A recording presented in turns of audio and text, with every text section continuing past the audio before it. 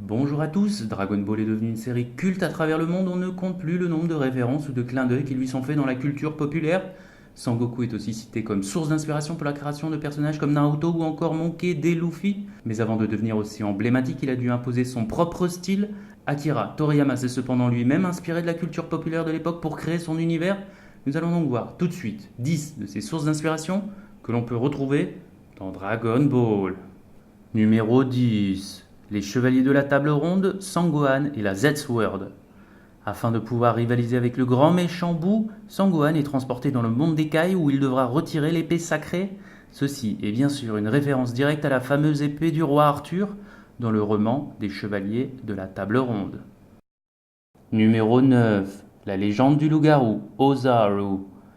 Chaque soir de pleine lune, le petit Goku se transforme en gorille géant s'il a le malheur de la regarder. Il s'avère qu'il s'agit d'une des caractéristiques principales de la race des Saiyans qui peuvent se transformer en brutes sanguinaires prêts à tout dévaster sur leur passage à la manière des loups-garous dans de multiples mythes et folklore. Numéro 8. Bruce Lee, Jackie Chan et autres films de kung-fu. Akira Toriyama est un grand fan de films de kung-fu, c'est donc tout naturellement qu'on retrouve de multiples références au cinéma hongkongais. Le tournoi des arts martiaux lui-même en est inspiré. On y retrouve aussi une parodie du personnage de Bruce Lee ou encore Tortue Géniale se faisant passer pour Jackie Chun, pratiquant la célèbre boxe de l'homme saoul.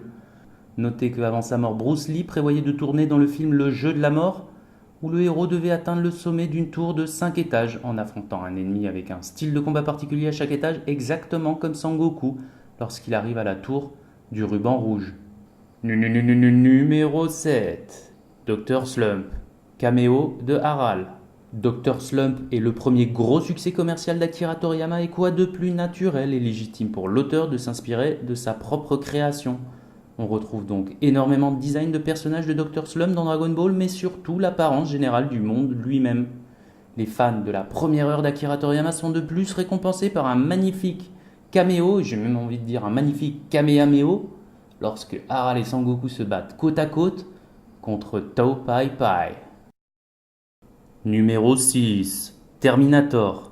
Les cyborgs. Rappelez-vous, Trunks vient du futur qui est dévasté par les cyborgs et Bulma va lui créer une machine à voyage dans le temps pour essayer de sauver Sangoku.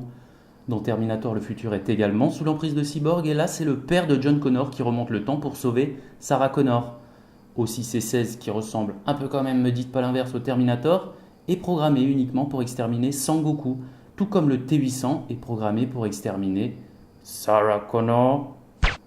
Rajoutez à ça que Cell, un cyborg encore plus évolué, remonte également dans le temps pour tuer d'autres cyborgs plus faibles. Et là, bon, c'est pas tout pareil, mais c'est déjà pas mal, n'est-ce pas? Numéro 5. Le roi de Hawaï, Kamehameha. Lorsque Akira Toriyama réfléchit au nom qu'il va donner à la technique du maître des tortues, il hésite très longuement. C'est sa femme qui va finalement lui suggérer d'appeler l'attaque comme les anciens rois de Hawaï, la dynastie des Kamehameha.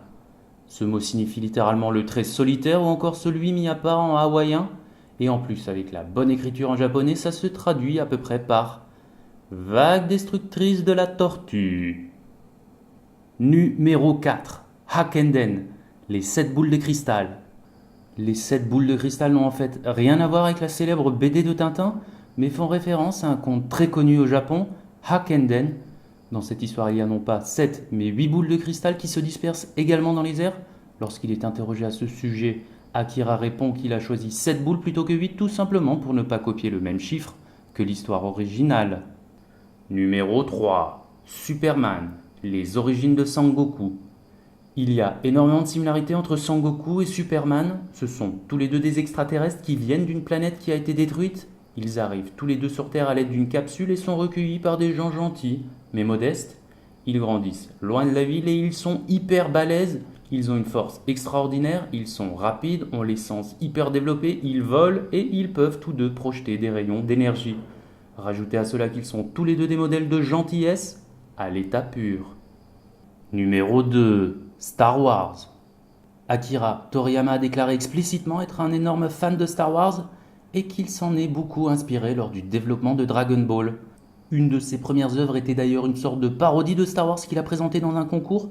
Malheureusement, il ne gagnera pas le concours, mais heureusement pour nous tous, il va être repéré et embauché par le magazine Jump sans quoi il n'aurait sûrement jamais dessiné Dragon Ball. Maintenant, avant de dévoiler le numéro 1, nous allons voir quelques références en vrac. Bioman, l'homme vampire, l'homme qui était invisible. 2001, l'Odyssée de l'espace, le monstre de Frankenstein, Alien. Numéro 1, le voyage en Occident, le début de Dragon Ball. Le voyage en Occident est un roman chinois du XVIe siècle qui relate l'expédition d'un moine bouddhiste et de ses compagnons. C'est l'histoire sur laquelle reposent les bases même de Dragon Ball.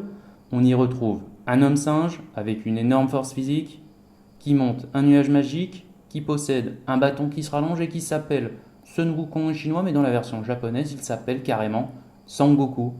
Il y a également un cochon qui peut se transformer, ou encore un guerrier du désert. Enfin, le groupe est composé d'un humain très faible qui a toujours besoin des autres pour se défendre, mais qui se la joue très autoritaire. Nous avons donc là évidemment l'équipe de départ de Dragon Ball, là où tout a commencé. Merci d'avoir regardé cette vidéo, n'hésitez pas à mettre en commentaire les références que j'ai dû oublier. En attendant, je vous dis à plus tard pour la suite dans le prochain épisode.